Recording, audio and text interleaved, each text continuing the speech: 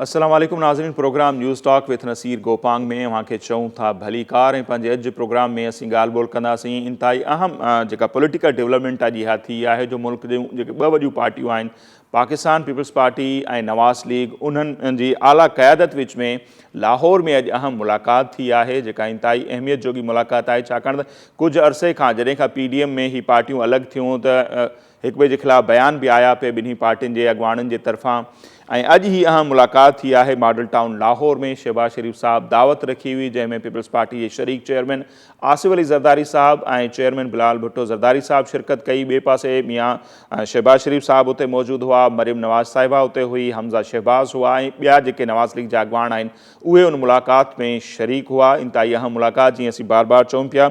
सो जेके ॻाल्हियूं हींअर ताईं मंज़र आम ते अचनि पियूं उन्हनि में ॿुधायो वियो आहे त हुकूमत ख़िलाफ़ु जेको आहे हर महाज़ ते जेका आहे जंग चोटण जूं तयारियूं थियनि पियूं अपोज़िशन जे ॿिनि वॾियुनि पार्टियुनि जे तरफ़ां। ऐं शहबाज शरीफ साहब मीडिया सां ॻाल्हि ॿोल दौरान चयो त आइनी रस्ते खां वेंदे ॿिया जेके मुख़्तलिफ़ ऑप्शन्स आहिनि उन्हनि ते अॼु इतफ़ाक़ कयो वियो आहे ऐं हर हाल में इहो तइ थियो आहे त हिन हुकूमत खां छुटकारो हासिलु करिणो आहे। ख़बरूं इहे बि साम्हूं अचनि पियो त अदम एतमाद जी रिथ जे हवाले सां बि ॻाल्हियूं थियूं आहिनि। मार्च जेको पाकिस्तान पीपल्स पार्टी जो ऐलानियल आहे 27 फ़रवरी ते ऐं PDM जो 23 मार्च ते उन ते बि ॻाल्हियूं थियूं आहिनि ऐं इन ॻाल्हि जो बि इम्कानु आहे त ईंदड़ ॾींहंनि में अहिड़े क़िस्म जेको फ़ैसिलो साम्हूं अचे जो ॿई जेके पार्टियूं आहिनि गॾियल कंहिं मार्च जो बि ऐलान करे सघनि थियूं त गॾियल तौर ते मार्च कजे जेको वधीक इफ़ेक्टिव हूंदो असरअंदाज़ थींदो हुकूमत जे हवाले सां। ऐं जीअं अदम एतमाद जे हवाले सां मूंखे ॿुधायूं पिया त उन ते बि बहस थिए पियो त सेनेट खां उनजी शुरूआति थींदी, पंजाब गवर्नमेंट खां थींदी या वफ़ाक़ खां थींदी, माइनस इमरान ख़ान फार्मूला ते ई पार्टियूं राज़ी थींदियूं या समूरो जेको सिस्टम आहे उनखे घर मोकिलण जे हवाले सां तयारियूं थियनि पियूं। सो ॿुधायो इहो पियो वञे ऐं कुझु इहे तर्ज़े ऐं तबसरा हलनि पिया था त ईंदड़ कुझु ॾींहं जेके हूंदा वफ़ाक़ी हुकूमत जेका आहे उन जे लाइ इंतहाई अहम हूंदा ऐं हीअ पार्टियूं संजीदा नोयत जूं जेके मुलाक़ातूं कनि पियूं थियूं ऐं उन्हनि खे किथां खां का सपोर्ट बि मिली सघे थी, उनमें केतिरी रियलिटी आहे, छा वाक़ई ईअं कुझु थिए पियो ऐं ईंदड़ ॾींहं जेके हूंदा ख़ान साहब जी गवर्नमेंट जे लाइ केतिरा अहम हूंदा ऐं अॼु जी जेका हीअ मुलाक़ात आहे उनजी केतिरी अहमियत आहे। सो उन ते प्रोग्राम जे पहिरें हिसे में असीं ॻाल्हि ॿोल कंदासीं ऐं प्रोग्राम जे ॿिए हिसे में असीं ॻाल्हि ॿोल कंदासीं अॼु पाकिस्तान समेत समूरी दुनिया में जेके कश्मीरी आहिनि उन्हनि जे तरफ़ां ऐं पाकिस्तानियुनि जे तरफ़ां कश्मीरियुनि सां यकजहती जो ॾहाड़ो मल्हायो वियो आहे। 32 सालनि खां हीउ ॾहाड़ो मल्हाइजे थो पियो, उन ॾहाड़े जी इम्पॉर्टेंस छा आहे ऐं हीउ जेको 32 सालनि खां मश्क हले पई थी उनजा असर केतिरा थिया आहिनि। अञा ताईं जेको कश्मीर मसइलो आहे उहो हल त पंहिंजी जॻह ते पर कश्मीरियुनि ते ज़ुल्म जेको आहे जबर आहे उनमें मुसलसल वाध थिए पई। पाकिस्तान त दुनिया लेवल ते उन केस खे खणे पियो पर ॿिया जेके मुल्क आहिनि इंटरनेशनल बिरादरी आहे, मुस्लमान मुल्क जेके आहिनि उहे उन केस खे एतिरो संजीदगी सां छो न पिया वठनि, उहे एतिरो साथ छो न पिया ॾियनि कश्मीरियुनि जो, उन ते बि पाण प्रोग्राम में ॻाल्हि ॿोल कंदासीं। हिन वक़्तु असां सां टेलीफोन लाइन ते मौजूदु आहे इस्लामाबाद मंझां सीनियर सहाफ़ी ऐं तर्ज़ निगार एजाज़ महर साहब। तमामु घणी महिरबानी एजाज़ महर साहब ऐं असांखे टाइम ॾिनो। कीअं पिया ॾिसो मौजूदा जेको हीउ वक़्तु हले पियो उन दौरान जॾहिं पहिरियों इहो ऐलान थियो पीपल्स पार्टी फ़रवरी में मार्च पई करे 27 फ़रवरी खां ऐं PDM 23 मार्च खां मार्च जो ऐलान कयो हुकूमत ख़िलाफ़ु, अॼु जेका हीअ अहम मुलाक़ात थी आहे मुल्क जूं ॿ वॾियूं जेके पार्टियूं आहिनि पीपल्स पार्टी ऐं नवाज़ लीग उनजी आला क़यादत विच में उन्हनि जी इम्पॉर्टेंस कीअं पिया ॾिसो महर साहब?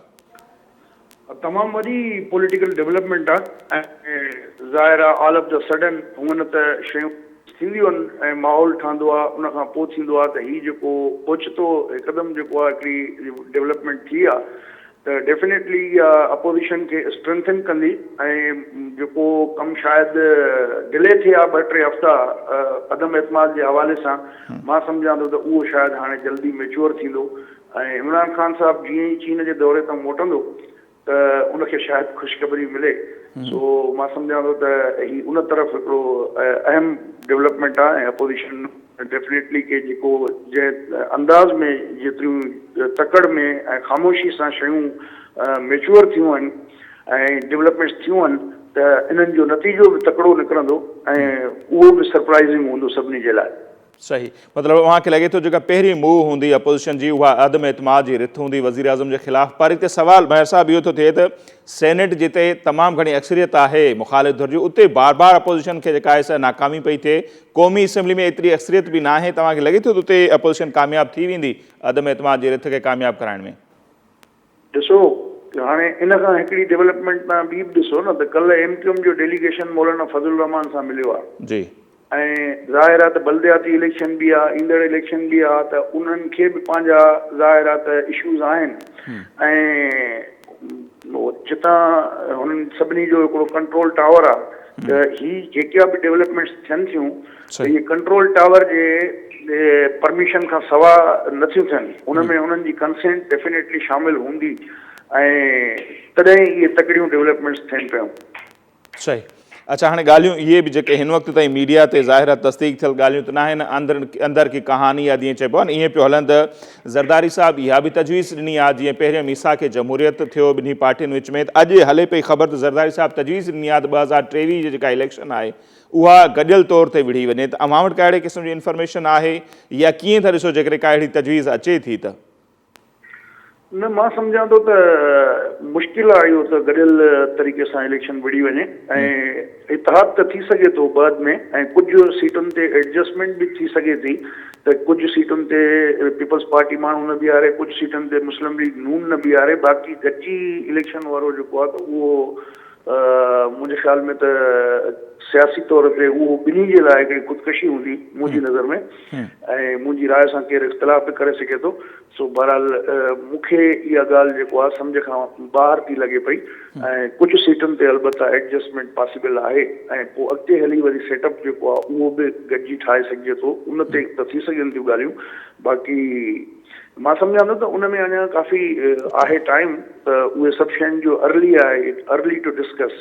सो तजवीज़ जी हद ताईं बि मूंखे सम्झ खां मथे थी लॻे इहा ॻाल्हि, ऐं बाक़ी फ़िलहाल जेके फौरी शयूं डिस्कस करण जूं आहिनि त उहो इहो बि बिल्कुलु आहे त अॻ में सेनेट में कजे, या अॻ में क़ौमी असम्बली में कजे, या अॻ में पंजाब में कजे, त इहे टई शयूं आहिनि। ऐं तव्हां ॾिसंदव, मां सम्झां थो त सुभाणे परीहं ॿिनि ॾींहंनि जे अंदरि त क्यू लीग बि तव्हांखे हिकिड़ो वॾो सरप्राइज़ ॾींदी इन ई हवाले सां, ऐं पोइ तव्हांखे शयूं आसानी सां बिल्कुलु ईअं नज़र ईंदियूं त ॼण हीअ हुकूमत अकेले जे खल ते बीठी आहे, ऐं कहिड़ी बि महिल सिर्फ़ु उहो तव्हां फिसली सघे थी।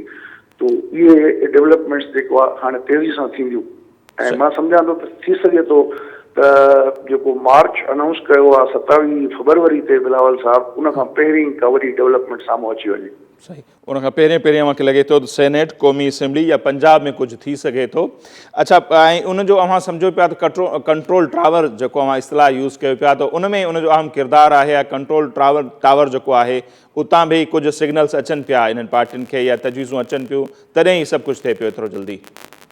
डेफिनेटली, बिल्कुलु मूंखे ज़ाहिर आहे त हिन पाकिस्तान जी जेका हिकिड़ी चेकर्ड पॉलिटिकल हिस्ट्री रही आहे, त उन में का बि चेंज कंट्रोल टावर जे परमिशन या रज़ामंदी या उन्हनि जी खां सवा मुमकिन न आहे, छो त अॻ में तव्हां ॾिठो त खोड़ सारियूं एफर्ट अपोज़िशन पंहिंजे तौर ते कयूं पए, पर उन्हनि में का बि अहिड़ी उन्हनि खे पज़ीराई न मिली सघी, जंहिंजो रीज़न इहो हुयो त हुननि खे हुतां खां जेको आहे त उहो न हुयो इशारो, या हू उहे गैर जानिबदार जेको आहे जीअं हिकिड़ो शयूं मैनेज करे अॻ में ॾियनि पिया, बिल पास कराइणो आहे बि फ़ोनियूं उहे पिया कनि, जेकॾहिं कोरम पियो टुटे तॾहिं बि फ़ोनियूं उहे पिया कनि, त उहो जेको फैसिलिटेशन वारो माहौल हुयो उहो मां सम्झां थो त हाणे एतिरो न आहे रहियो।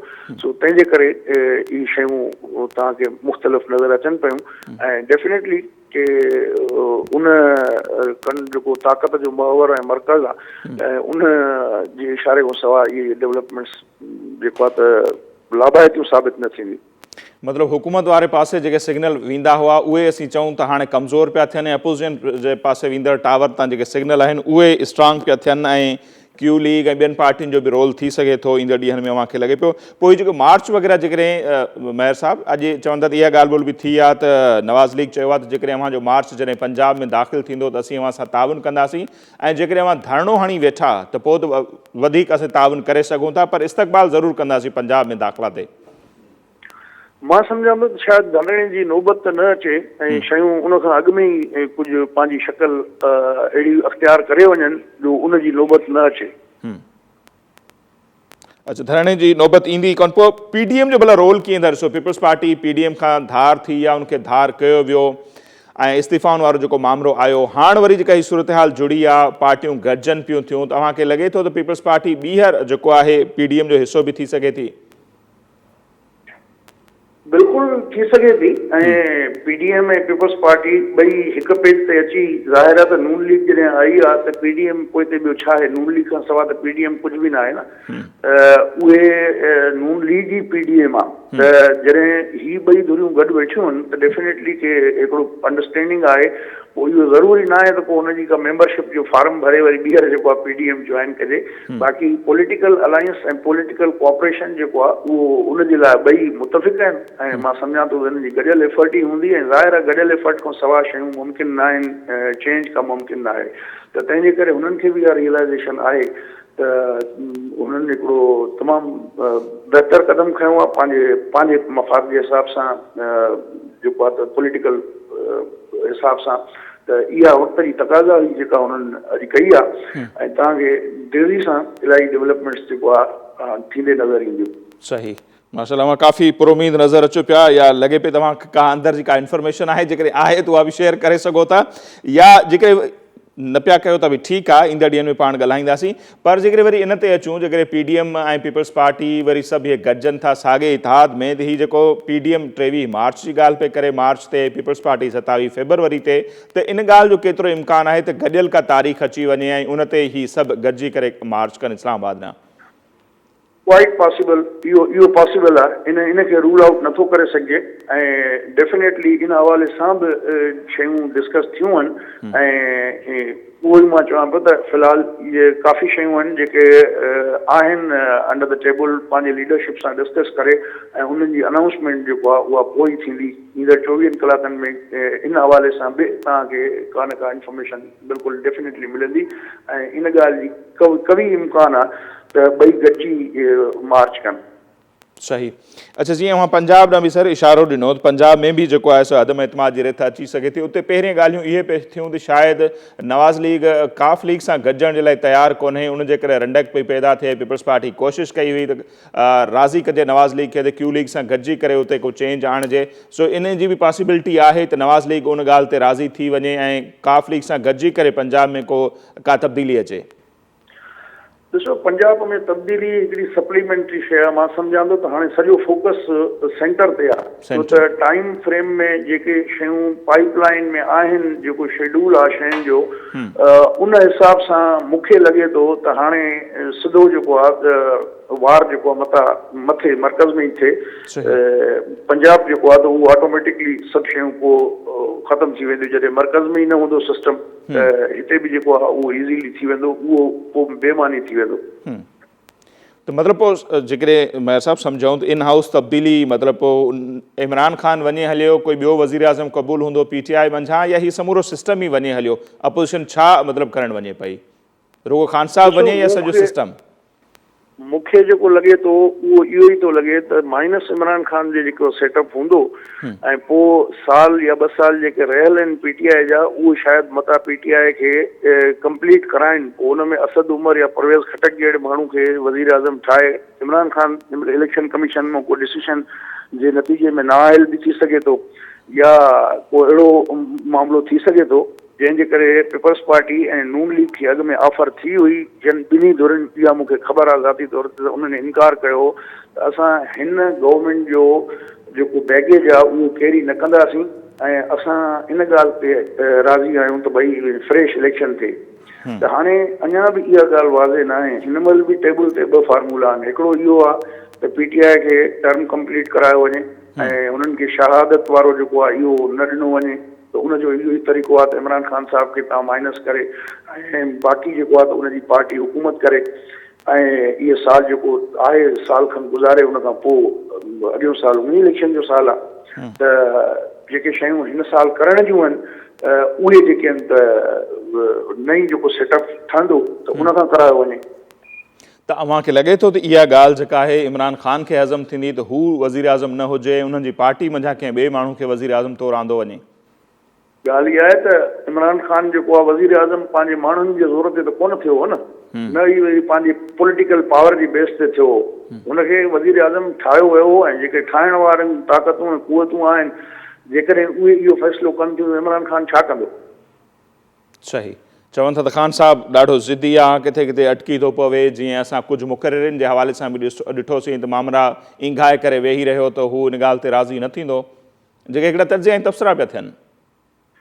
बिल्कुलु आहिनि ऐं मुंहिंजो ख़्यालु आहे त इमरान ख़ान साहब खे इहो ऑफर ॾिनी वेंदी त हू ॿाहिरि हलियो वञे ऐं जेकॾहिं ज़िद करे हिते बीहंदो त पोइ खोड़ सारा फाइल बि तयारु आहिनि ऐं सॼी ज़िंदगी केसनि मां जान न छॾाए सघंदो, एतिरा जेके आहिनि फाइल तयारु अथसि।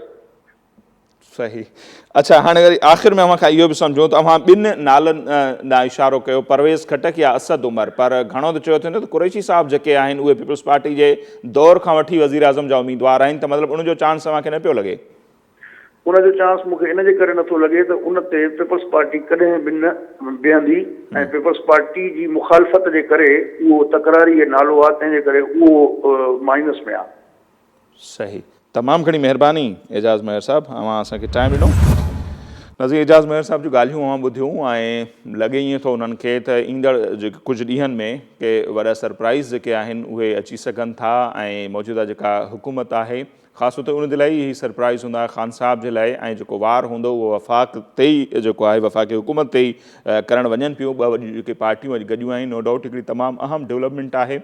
अॼु जेका ही मुलाक़ात थी आहे पाकिस्तान पीपल्स पार्टी ऐं नवाज़ लीग जी आला क़यादत विच में, ऐं इहे बि इतला अचनि पिया त मरियम नवाज़ साहिबा पंहिंजे ज़ाती फ़ोन तां आसिफ़ अली ज़रदारी जी पंहिंजी जेका ॻाल्हि ॿोल आहे पंहिंजे वालिद साहब सां बि कराई आहे। सो ॾिसूं इहो था त ईंदड़ ॾींहंनि में अॼु जेका ही मुलाक़ात आहे उन मुलाक़ात जो ईंदड़ ॾींहंनि ते छा असरु पइजे थो ऐं PDM जो ॿीहर पाकिस्तान पीपल्स पार्टी हिसो थिए थी, या जेके अलॻि अलॻि तारीख़ूं ऐलान थियल आहिनि, तारीख़ुनि जो ऐलान थियल आहे। पीपल्स पार्टी फेबरवरी में मार्च पई करे, 27 फेबरवरी ते उन्हनि जो ऐलान थियल आहे, ऐं PDM 23 मार्च ते ऐलान कयो आहे त इस्लामाबाद तरफ़ उन्हनि जो मार्च थींदो। छा उहो मार्च गॾियल हूंदो ऐं उहो मार्च छा धरणे में कन्वर्ट थींदो? धरणो त पहिरें बि मौलाना फज़लुर रहमान साहब लॻाए चुका आहिनि, सो उनजो त को असरु रसूख़ एतिरो ख़ासि नज़र कोन आयो। सो हाणे उनजो छा हूंदो? सो इहे उहे सवाल आहिनि जेके अञा रहनि था।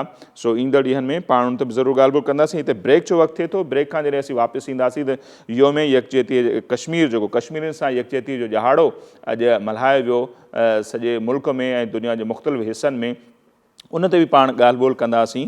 1990 खां वठी जेको आहे हीउ ॾहाड़ो मल्हाइजे थो पियो, 32 साल गुज़री चुका आहिनि। ॾहाड़ो मल्हाइजे थो, कश्मीरियुनि सां यकजहती जो इज़हार थिए थो, पर उनजा इम्पैक्ट केतिरा था पवनि? आलमी बिरादरी स्टिल छो ख़ामोश आहे? ऐं भारत जा जेके क़दम आहिनि उहे ॾींहें ॾींहुं वधंदा था वञनि। सो हिन ॾहाड़े जी इम्पॉर्टेंस केतिरी आहे ऐं जेको हीउ ॾींहुं आहे उन ते पाण ॻाल्हि ॿोल कंदासीं, पर मुख़्तसर ब्रेक खां पोइ।